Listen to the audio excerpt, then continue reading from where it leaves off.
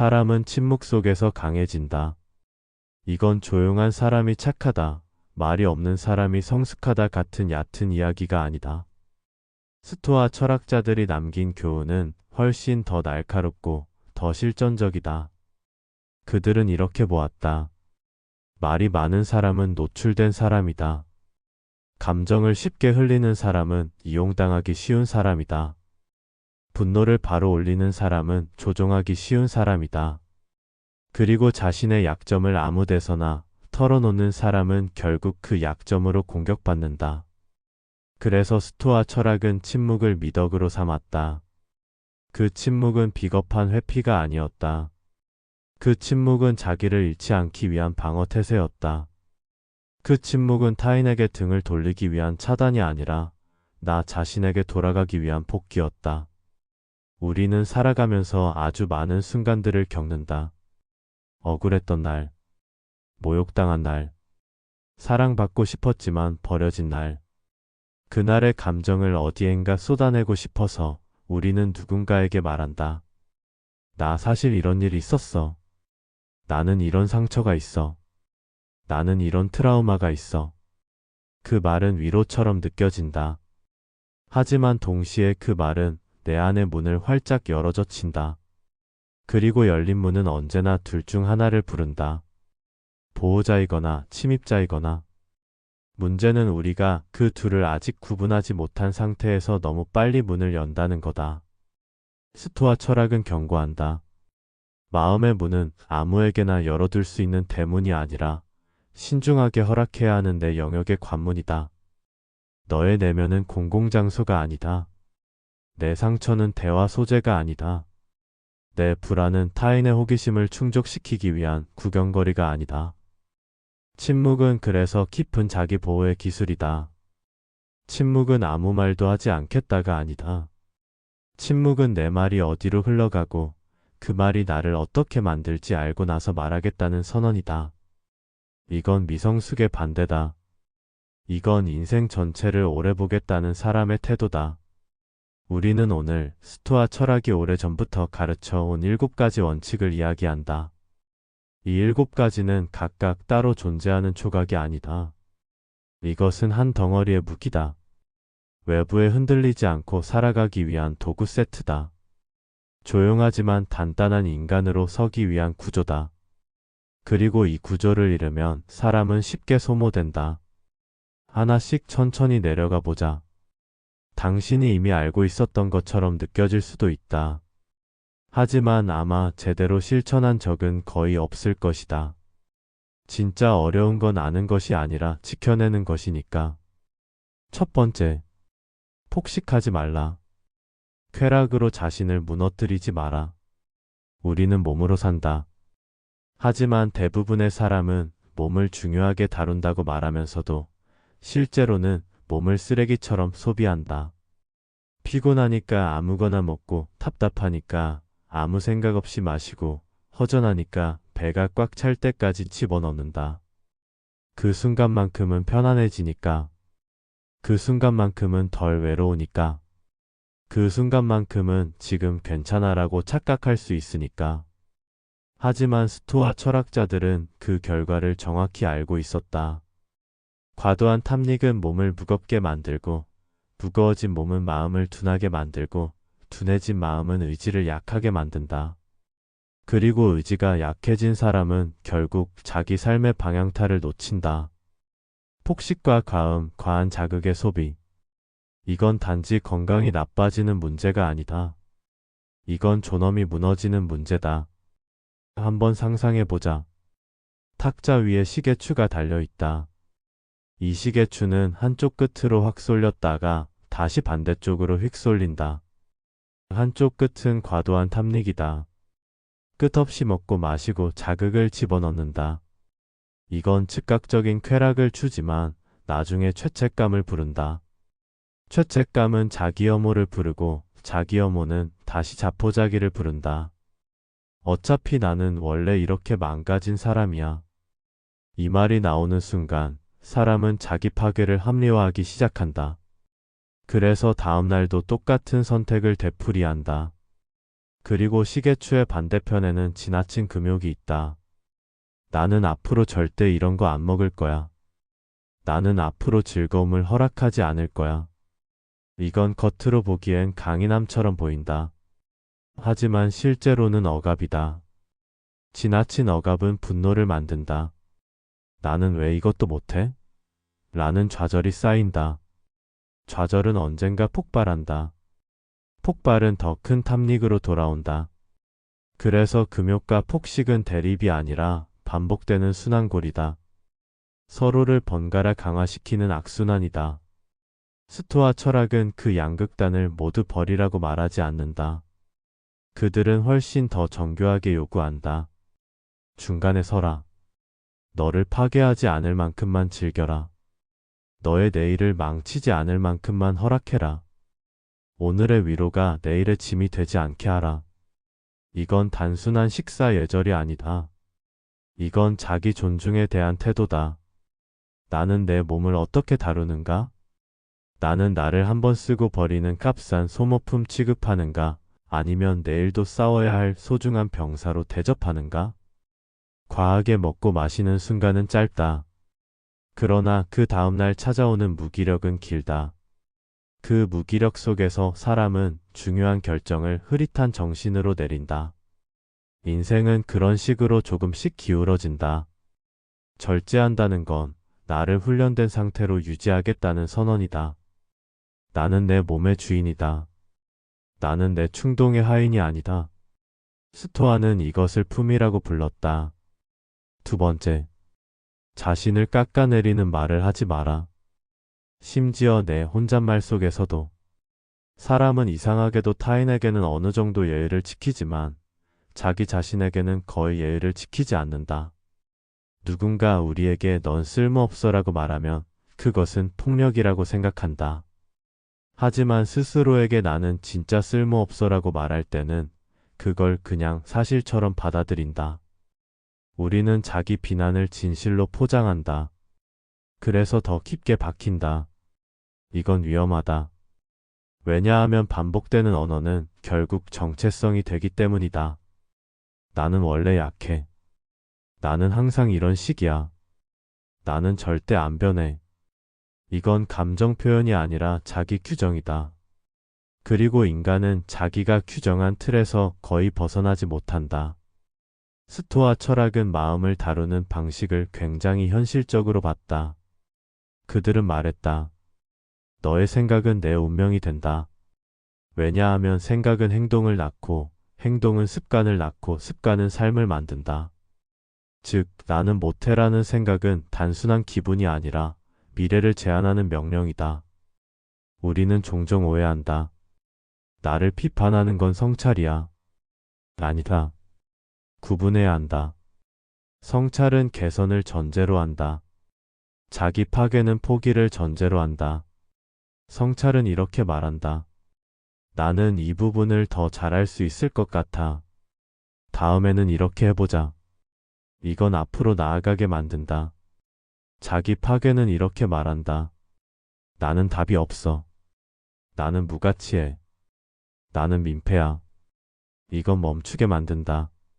숨을 끊는다. 에너지를 말린다. 스토아 철학은 침묵의 기술을 가르친다. 그 침묵은 타인에게 침묵하라는 말만은 아니다. 그 침묵은 내 안의 잔혹한 목소리에조차 침묵을 요구한다. 내 속에서 나를 짓밟는 목소리가 튀어나오려 할 때 거기에도 침묵을 명령하라. 그 말은 사실이 아니다. 그 말은 도움이 되지 않는다. 그 말은 나를 더 낮게 만들지 않는다. 우리는 여전히 실수할 것이다. 우리는 여전히 부족할 것이다. 하지만 부족함은 인간의 기본값이지 수치의 이유가 아니다.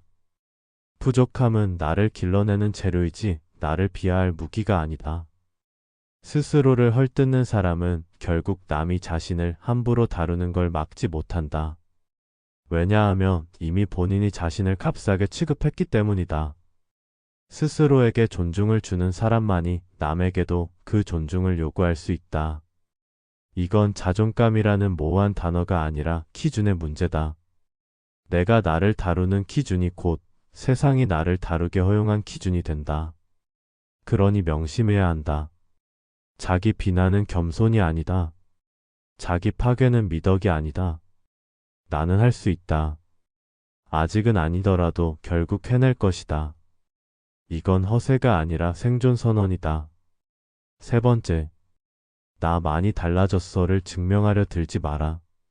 성장은 조용히 이루어져야 한다. 사람들은 변하고 싶어 한다. 어제보다 나은 내가 되고 싶어 한다.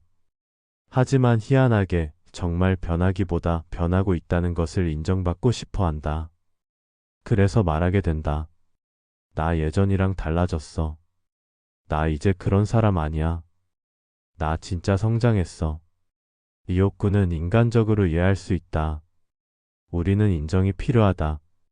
우리는 내가 노력 중이라는 걸 누군가는 봐줬으면 하고 바란다. 하지만 바로 그 지점에서 스토아 철학은 멈추라고 말한다. 왜냐하면 그 순간부터 성장의 초점이 바뀌기 때문이다. 내 변화의 중심이 나에서 타인의 시선으로 옮겨가기 때문이다.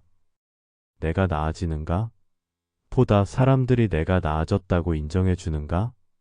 가 더 중요해지는 순간 성장은 본질을 잃는다. 성장은 진짜가 아니라 공연이 된다. 공연이 된 성장은 오래가지 못한다. 왜냐하면 공연은 관객이 있을 때만 유지되기 때문이다. 관객이 사라지는 순간 사람은 다시 원래의 습관으로 미끄러진다. 그래서 보여주기식 변화는 언제나 반짝하고 곧 꺼진다. 조용한 변화는 반대다. 조용한 변화는 타인의 시선과 무관하다. 인증샷이 필요 없다. 칭찬이 없어도 계속된다. 누가 알아주지 않아도 멈추지 않는다. 이건 단순한 태도의 차이가 아니다.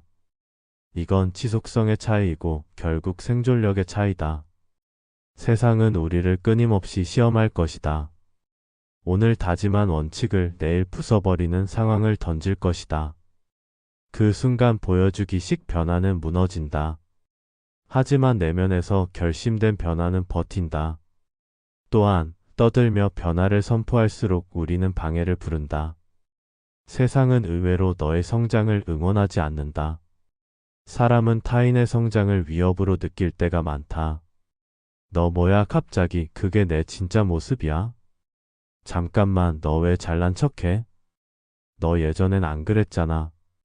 그 말들은 대수롭지 않은 농담처럼 들리지만 실제로는 발목을 다시 끌어내리려는 시도다. 사람은 익숙한 너를 원하지 새로운 너를 원하지 않는다. 왜냐하면 내가 변하면 그들도 변해야 하기 때문이다. 그래서 스토아는 이렇게 말한다. 증명하지 마라. 설명하지 마라. 그냥 살아라. 일관되게 조용히 다시 선택하라. 너를 아는 사람은 언젠가 알게 될 것이다. 아무 말도 하지 않았는데 너의 태도가 달라졌고, 너의 반응이 달라졌고, 너의 기준이 달라졌다는 것을. 그때 사람들이 느낀다. 저 사람 진짜 변했구나. 이건 선언이 아니라 증거다. 그리고 증거는 말보다 강하다. 네 번째. 감사 없이는 관계도 마음도 버티지 못한다. 불만은 결국 너를 썩게 만든다. 감사라는 단어는 너무 많이 소비됐다. 그래서 많은 사람에게는 마치 예쁜 말, 착한 말, 종교적인 말처럼 들린다. 하지만 스토아 철학에서 감사는 감성이 아니다. 감사는 현실 감각이다. 정확한 인식 능력이다. 우리는 잃은 것에 예민하고 가진 것에는 둔하다. 우리는 이미 있는 것에는 금방 익숙해지고 더 큰 것을 요구하게 된다. 이 정도는 당연히 있어야지. 이건 기본 아니야? 이 태도는 위험하다. 왜냐하면 위험은 항상 조용하게 시작되기 때문이다. 감사가 사라지면 어떤 일이 벌어지는가? 첫째, 관계가 빠르게 닳는다.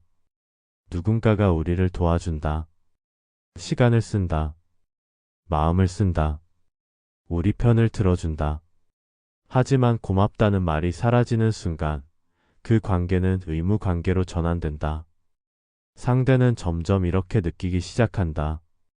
아, 이 사람은 내가 해주는 걸 그냥 당연하게 생각하네. 나는 기능으로 취급받는구나. 사람이 아니라. 그 감정은 누적된다. 누적은 거리감을 만든다. 그리고 그 거리는 결국 단절로 이어진다. 둘째, 감사가 사라진 사람은 스스로를 불행한 사람으로 규정하게 된다. 아무리 평범한 하루라도 들여다보면 이미 갖고 있는 것들이 있다. 호흡할 수 있는 몸, 당장 잠들 수 있는 공간, 지금 당장 연락하면 마음으로 받아줄 누군가 한 명. 완전히 무너진 것이 아니라 아직 버티고 있는 정신. 그러나 감사가 사라진 사람은 그 모든 걸 보지 않는다. 그 사람의 시야는 결핍으로만 채워진다. 내게는 없다. 나는 빼앗겼다. 다른 사람은 있는데 왜 나는 없나? 이 비교는 끝이 없다. 그리고 비교는 반드시 분노를 부른다. 그 분노는 반드시 불평을 부른다. 그 불평은 반드시 외로움을 부른다. 그래서 감사는 예의가 아니다. 감사는 관계를 지키는 기술이며 동시에 자기 정신을 지키는 기술이다. 고맙다라는 한 문장은 단순한 인사말이 아니다. 그건 나는 내가 수고하고 있다는 걸 보고 있다라는 선언이다. 사람은 이 문장을 들을 때 버틸 힘이 조금 더 생긴다. 관계는 이렇게 유지된다. 부부도 친구도 동료도 부모와 자식도 마찬가지다. 고마움을 표현하지 않는 관계는 의무로 굳어지고 의무로 굳은 관계는 차갑게 식는다. 그리고 차갑게 식은 관계는 어느 날 갑자기 끊어진다. 우리는 그걸 갑자기라고 부르지만 사실은 오래전부터 균열이 나 있던 것이다. 감사는 결국 우리에게 묻는다. 너는 내 인생을 부족의 목록으로만 볼 것인가? 아니면 이미 있는 것에서 힘을 끌어올 것인가? 이건 낙관주의가 아니다. 이건 생존 방식이다. 불만만 있는 사람은 오래 못 버틴다. 감사할 줄 아는 사람은 끊어지지 않고 돌아온다. 다섯 번째, 떠들기만 하는 사람이 되지 마라. 들어라. 깊이 들어라. 현대의 문제는 정보 과잉이 아니다. 현대의 문제는 주의력의 붕괴다. 모두가 말하지만 아무도 듣지 않는다. 모두가 주장하지만 아무도 이해하려 하지 않는다. 현대의 대부분의 대화는 사실상 내 차례 기다리기일 뿐이다. 상대의 말을 듣는 게 아니라 내가 할 말을 준비하는 시간이다. 스토아 철학은 아주 간결한 가르침을 남겼다. 귀가 둘이고 입이 하나인 데에는 이유가 있다. 말하는 것보다 2배 많이 들어라. 이건 단순한 예의범절이 아니라 전략이다. 왜 듣는 힘이 그렇게까지 중요한가? 첫째, 듣는 사람은 갈등을 키우지 않는다. 남의 말을 끊고 바로 반박하는 순간 대화는 전투가 된다. 하지만 끝까지 듣는 사람은 반응하기 전에 전체 맥락을 이해한다. 그래서 불필요한 폭발이 줄어든다. 분노가 줄어든다. 자존심 싸움이 줄어든다. 이건 관계를 지키는 아주 실용적이고도 강력한 기술이다. 둘째, 듣는 사람은 신뢰를 얻는다. 사람은 자기 이야기를 끝까지 들어주는 사람을 잊지 않는다. 세상 대부분은 내가 얼마나 힘들었는지 들어봐라고 말하면서도 정작 아무도 진짜로 안 들어주기 때문이다. 그래서 경청은 드문 자원이고 드문 자원은 곧 영향력이다. 다시 말해, 듣는 사람은 말이 적어도 영향력은 커진다. 셋째, 듣는 사람은 배운다. 계속 떠드는 사람은 같은 생각만 순환 재생한다. 어제의 자기 확신을 오늘도 복사하고 내일도 복사한다. 성장하지 않는다. 하지만 듣는 사람은 타인의 경험, 타인의 실패, 타인의 통찰을 자기 것으로 흡수한다. 이건 엄청난 이득이다. 내가 겪지 않은 고통에서 교훈을 얻을 수 있다는 건 삶의 비용을 줄이는 일이다.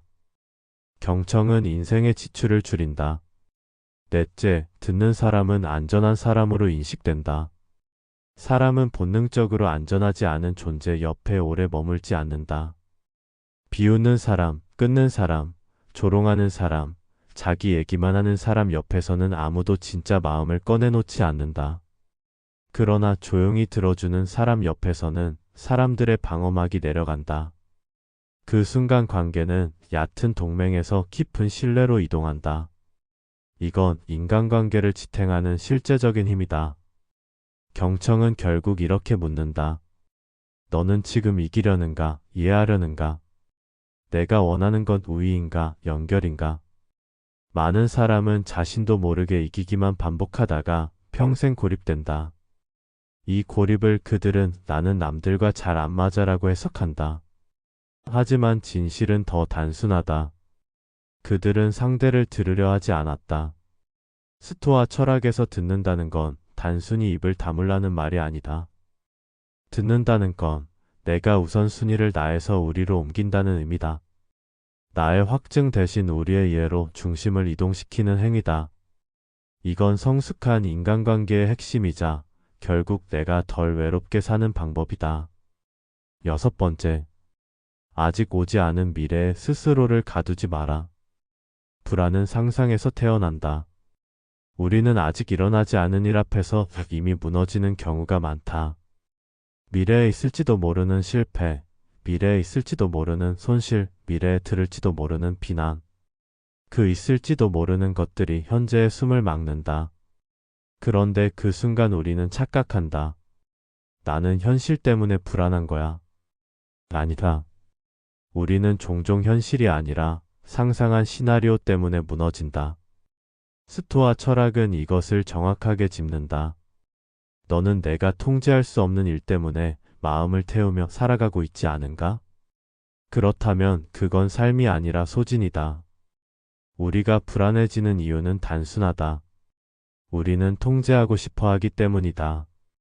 모든 결과를 내 뜻대로 만들고 싶어 하기 때문이다. 하지만 인생은 그렇게 설계되지 않았다. 어떤 사람은 너를 오해할 것이다. 어떤 상황은 너를 배신할 것이다.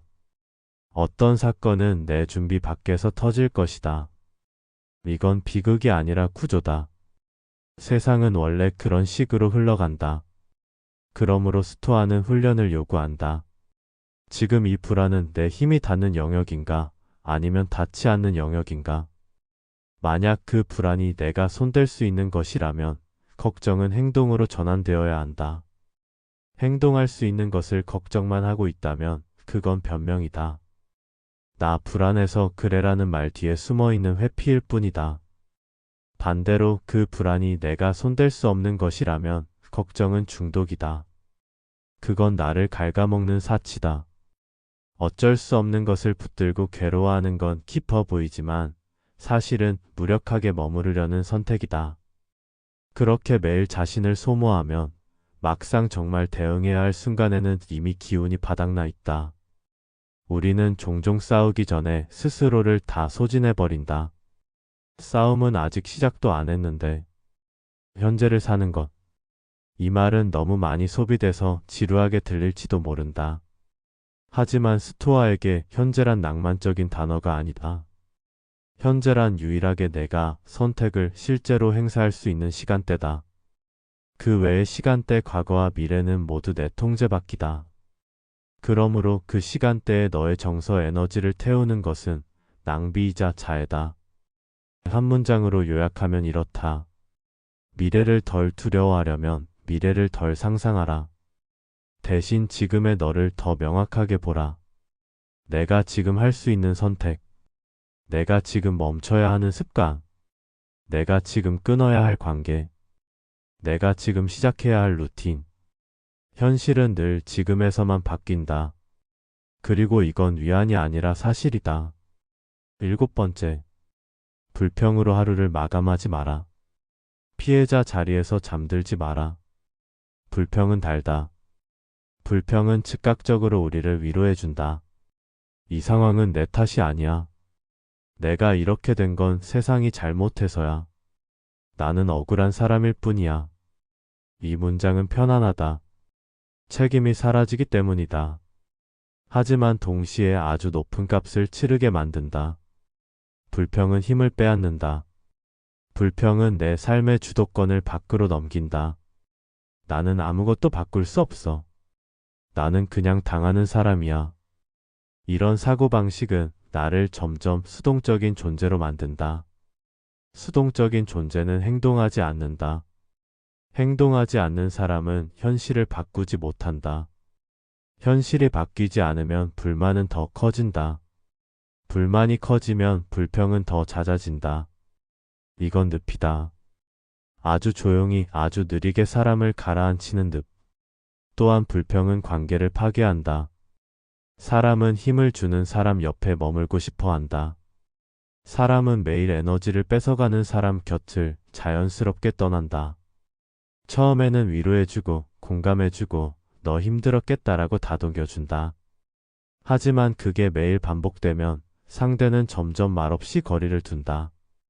저 사람 옆에 다녀오면 내가 너무 축나. 만나고 나면 너무 피곤해. 이 감정은 관계를 끝낸다. 불평은 결국 우리를 외롭게 만든다. 그리고 더 외로워진 우리는 이렇게 말한다. 봐라, 아무도 날 이해해주지 않아. 세상은 차갑다. 하지만 사실은 세상 전체가 차가운 게 아니라 사람들이 내 옆에 있기를 버거워한 것이다. 이건 인정하기 싫지만 반드시 직면해야 하는 진실이다. 그렇다면 스토아 철학은 우리에게 무엇을 제안하는가? 아주 간단하고도 잔인한 질문 하나다. 그래서 지금 너는 무엇을 선택할 거야? 불평은 상황을 묘사한다. 하지만 선택은 현실을 바꾼다. 불평은 감정을 쏟아낸다. 하지만 선택은 방향을 바꾼다. 예를 들어보자. 직장에서 억울한 일을 겪었다. 불평은 이렇게 말한다. 왜 나만? 선택은 이렇게 묻는다. 이 상황에서 내가 지켜야 할 경계는 어디인가? 내가 다음에 허용하지 않을 선은 무엇인가? 관계에서 상처를 받았다. 불평은 말한다. 사람은 다 똑같아. 선택은 묻는다. 내가 더 이상 스스로를 이런 방식으로 허락하지 않으려면 나는 지금 어떤 거리두기를 해야 하는가? 삶이 버겁다. 불평은 말한다. 인생은 너무 불공평해. 선택은 묻는다. 오늘의 에너지 하나를 어디에 쓸 것인가? 무엇을 조금이라도 개선할 수 있는가? 이 질문이야말로 생존의 질문이다. 스토아 철학은 말한다. 불평은 쉬운 해방처럼 보이지만 사실은 느린 자해다. 반면 책임은 무섭고 불편해 보이지만 사실은 회복의 시작이다. 불평을 멈춘다는 건 억지로 밝은 척하라는 말이 아니다. 불평을 멈춘다는 건 이렇게 선언하는 것이다. 나는 이 상황 속에서 여전히 선택할 수 있는 존재다. 나는 완전히 빼앗기지 않았다. 나는 여전히 나의 방향을 정할 권리가 있다. 그리고 마지막으로 이 모든 건 한 가지를 향해 있다. 절제하라. 자기 자신을 모욕하지 마라. 조용히 성장하라. 감사하라. 경청하라. 지금을 살라. 불평으로 자신을 잠식하지 마라. 겉으로 보면 전부 다른 조언처럼 들리지만 사실은 한 줄로 모아진다. 너의 존엄을 지켜라. 존엄은 화려한 말에서 나오지 않는다. 존엄은 조용한 선택에서 온다. 큰 선언이 아니라 반복되는 작은 기준에서 온다. 아무도 보지 않는 자리에서의 절제. 아무에게도 말하지 않은 내적 다짐. 다른 누구도 몰라도 나는 안다. 나는 오늘도 무너지지 않으려고 애썼다는 것을. 우리는 모두 흔들린다. 우리는 모두 약하다. 우리는 모두 어떤 날은 무너진다. 이건 부끄러운 게 아니다. 중요한 건 무너졌다는 사실이 아니다. 중요한 건 무너진 자리에서 무엇을 다시 세우는가이다. 스토아 철학은 이렇게 속삭인다. 너의 감정 전체를 세상에 넘기지 마라. 너의 중심을 아무에게나 대여하지 마라. 너의 마음은 내가 지켜야 할 가장 마지막 요새다. 타인에게 먼저 인정받으려 하지 말고 스스로에게 먼저 책임을 져라. 세상에게 먼저 호소하기 전에 나 자신에게 먼저 물어라. 나는 지금 어떤 인간으로 살고 있는가? 오늘 우리가 기억해야 할 마지막 한 줄. 너의 마음은 아무에게나 증명할 대상이 아니다. 너의 마음은 내가 지켜야 할 영토다. 그 영토를 함부로 내주지 않는 사람만이 끝까지 자기 삶의 주인으로 남는다. 삶은 언제나 우리를 흔들고 시험하고 무릎 꿇게 만든다. 하지만 고대의 현자들은 말했다. 무너지는 건 괜찮다. 다만 다시 일어설 때 더 고요해져라. 고요함은 단순한 정적이 아니다. 그건 내면의 소음이 잠잠해진 상태다.